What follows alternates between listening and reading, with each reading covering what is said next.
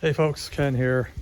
How you doing? It's Sunday afternoon here in Dublin. It's a fairly dark look and we're due to get rain fairly shortly. It's been fairly windy but it's still warm. Just thought what I do today is give you a quick update on the ponds. You can see the wind there, the waterfall. And then go in and maybe do a review of the filter. I've been threatening to do that for a while now. Quick update, still getting nitrite. Didn't mention that in the last video, but still am getting around 0.25, sometimes up as high as 5. I'm kind of ignoring it, to be honest, because the fish look fine. I'm still feeding them twice a day. I think it's just the fish are growing a lot, there's no doubt. My wife is even saying that there's a lot of growth, and I think the fish are just out competing the filter and keeping it on its toes, but they look fine. So I've more been watching the fish. They're looking to be fed there now, as always. But if I see the fish looking stressed, I'll start backing off. But at the minute I'm just checking it every couple of days, you know, and hopefully it gets there. As I say, it was only established in February, so you know it's going to be a year or so before it's fully mature. So just one of those things, keep an eye on it. So I'm going to talk about my filter. Just before I do that, just at the back of my shed here where my filter is, you can see my waste, or the drum there. My pipes are 2 bottom drains, and my bottom drains come in here. Shed. You would have seen on earlier videos, pictures, they're all covered in now. It's just with stone, and if I ever need to get to them, I can relatively easy. And the returns then come back out the other side and across, and they go, the 2 far ones in the main pond go through underneath the back section, and then there's 2 returns as well in the very back of the pond. You can just see them sticking up there in the stones come around here. So that's just to give you some context when the filter is in there. So we head in now and take a look at the filter and get out of the way. Oh, by the way, my heron scare, I have to declare a success. I have not had a picture of a heron in well over a month now, considering I was getting them on at least once or twice a week. I did get one picture where this had quite clearly gone off and you could see the splash on the wall and the ripples in the pond, but there was no sign of a heron. I reckon one landed, got zapped by my trusty, that you can hear clicking there, my heron zapper, and didn't come back. So I'm declaring that a success. So we'll just head in to the filter house. I have the tripod set up here. So first of all, what I'll do is, before I open up the filter box, because I wanted to show you the Siemens logo 8 that's in there, just to show you this. So basically we have manual cleaning, whereas I press this, you can hear it does a manual clean of the drum, an on-off switch. This is where the motor drum filter, so that will be powered up when there's a clean. Sorry, the motor here then will turn the drum itself. We have the cleaning pump. There's a high power cleaning pump, I'll show you when I get the lid off, in the corner of the biochamber, that uses the water within the biochamber and pumps it to the nozzles that cleans the drum. And then I have the circulation pump, and there's only one of them plugged in, so that's for my main pond, and this is for the back for the waterfall. So it's this one that's plugged in here. The advantage of having it plugged in here, that if the water level drops in the pond, this will automatically be shut off to save the pump from running dry. If those of you have watched Cat and I Koi, Steve Wainwright's video, Steve has the Quenny Koi version of this drum. He has an additional plug here that is just a standard plug. It's not controlled by the control box as far as I know, but he did, through an additional relay, wire it up similar to this, so he can control 2 pumps. I could possibly just run this cable out to a double socket and do it that way. I don't know, I may do that at the minute. Not too concerned. Steve as well, his sensor goes in underneath, whereas mine goes in on the front in lieu of a fourth socket. So that's it. I'm going to open that up in a minute. Other than that, that's it. So I'm going to take the cover off that. I don't think, just for reference, there's 2 covers come off here. There's 4 screws. There's also 2 covers on the end. There's 2 screws and the top comes off. I'll have to turn off the filter, but I'll do that as I'm going through the Siemens logo. I just show you the settings on that and what's available, and why I got it as well, because it's not standard in the DVS/20 coil filters, which you know in a sec. Right, so here we are with the control box open up, and you can see immediately, if you're familiar with Steve's videos or you've seen the inside of a regular 20 coil control box, you'll notice there's an immediate difference there. So I think this relay is common. Not exactly sure what it does. Then you have the Siemens logo. This is the power supply for the logo, and this is the logo itself. And my understanding of the logo is it's just a fancy switch that you can program to have certain logic in it. The logic actually from DVS, they have their own program. It comes in a little micro SD that goes in that slot. So you can see, first of all, we have a language choice. I have it in English. When I got this initially, it was in Dutch and I couldn't change it. There was a problem with it and I had to wait, but the filter still worked fine. But anyway, then I go down cleaning times. I don't know what this is. It might be some metrics. It's clean once, last cleaning at time, force cleaning 0. Not too sure. I don't know whether it stores data, but it certainly resets when you power it off. So I'm not too sure how useful that is. So the clean time is set at 20 seconds. So when it does an automatic clean, the pump runs for 20 seconds. We'll have a look inside in a few minutes, you'll see that. And that can be changed.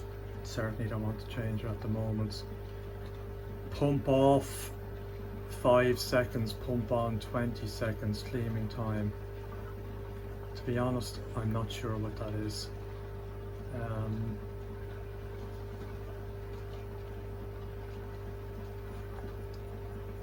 Force cleaning on off. It cleans, force cleaning is on, so it cleans after 30 minutes.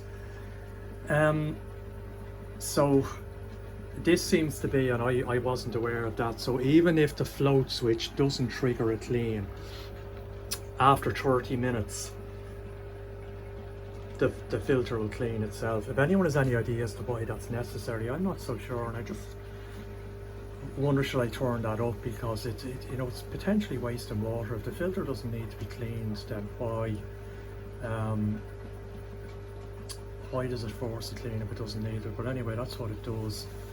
The waste cleaning is every 10 cycles. So as I mentioned in my last video, the reason I have this logo, I didn't specifically ask for it. I decided to go for a waste chute flush. That means that as well as cleaning the drum, the internal pump will also flush the waste chute, and it does it every 10 cycles. So every 10 cleaning cycles, so that's every few hours, it will do this for 10 seconds. Seems rather over-engineered that you need this just to do that they couldn't have done it with a normal relay, or just do it with every wash cycle, and have a standard relay in there. I don't know, but that's why, primarily why it's there.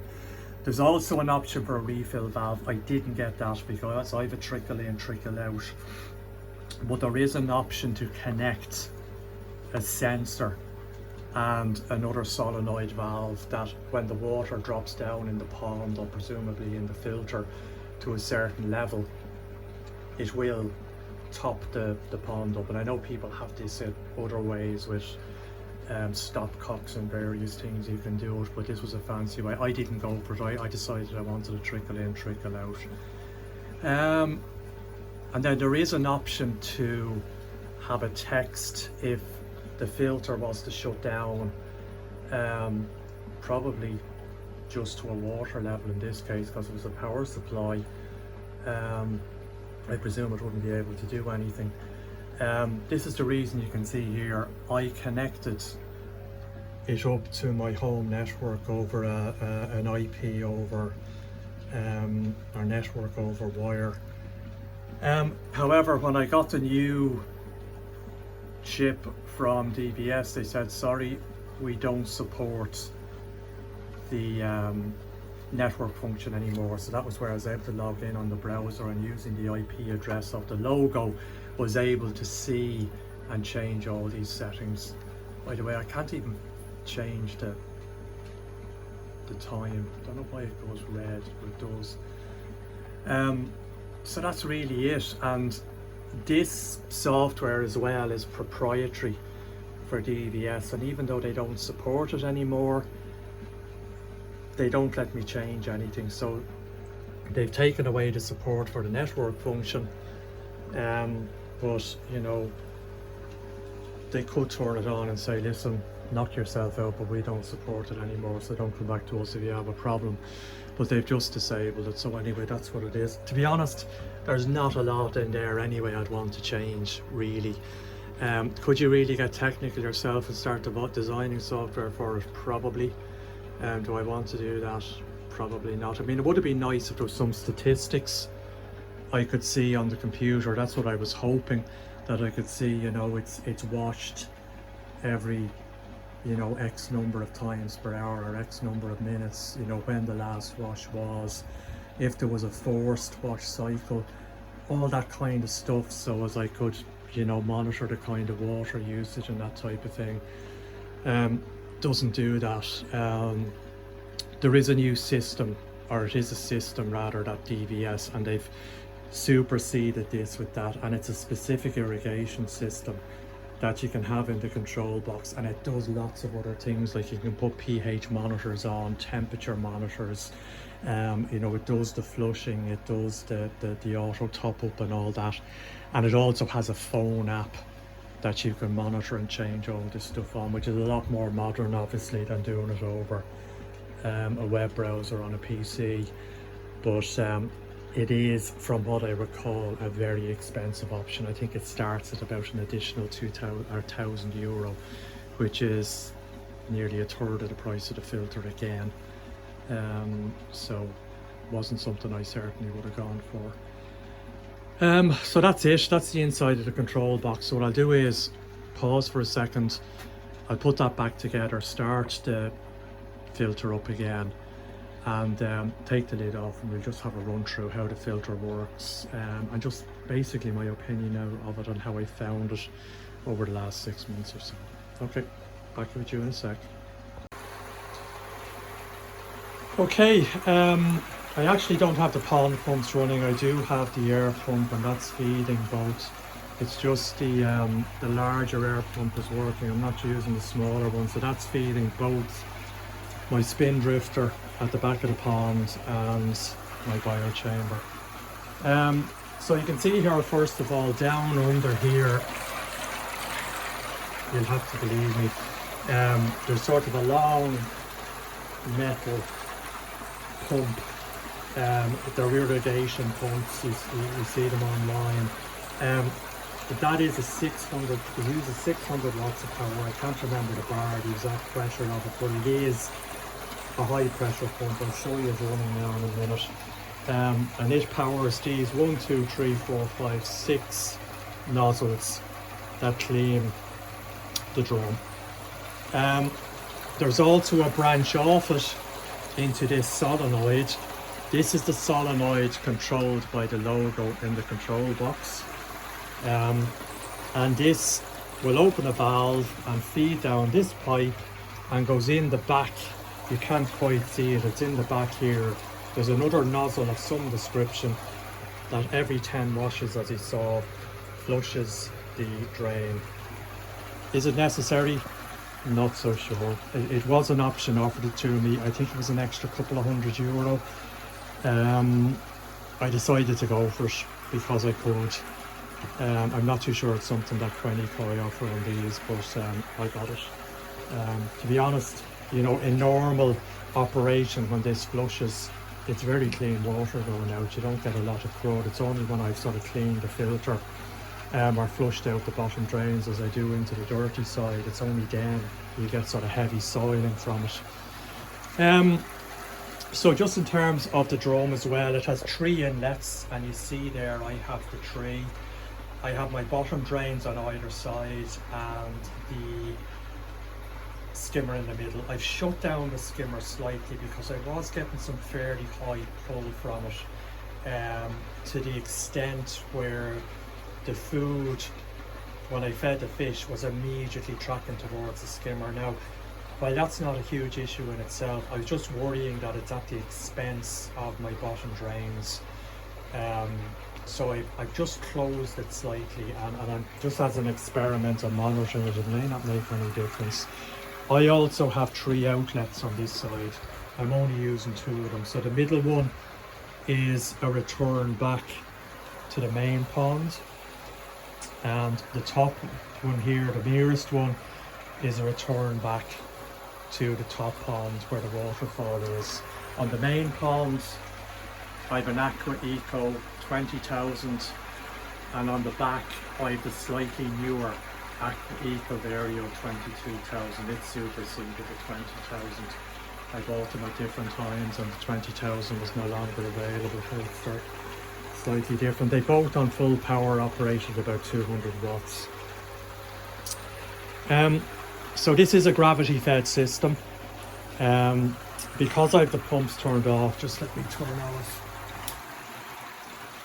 the air pump for a minute. I do like to keep it running when I don't have the pumps just, but you can see there at the minute, one thing about this filter which I've noticed, and when a friend of mine was installing it who's a fair amount of experience doing these, for some reason DVS don't mark on it what the maximum and minimum water. Usually on these you would have either etched in the plastic or a sticker or something would tell you. Now they do tell you in the instructions what it is. It's 12 mil from the top, which I've clarified with DVS is here, not the lip here. That's the maximum water, and then 14 centimeters is the lower. You can see there I have a small mark here and a larger mark here, and I'm nicely just sitting in between. Now you will find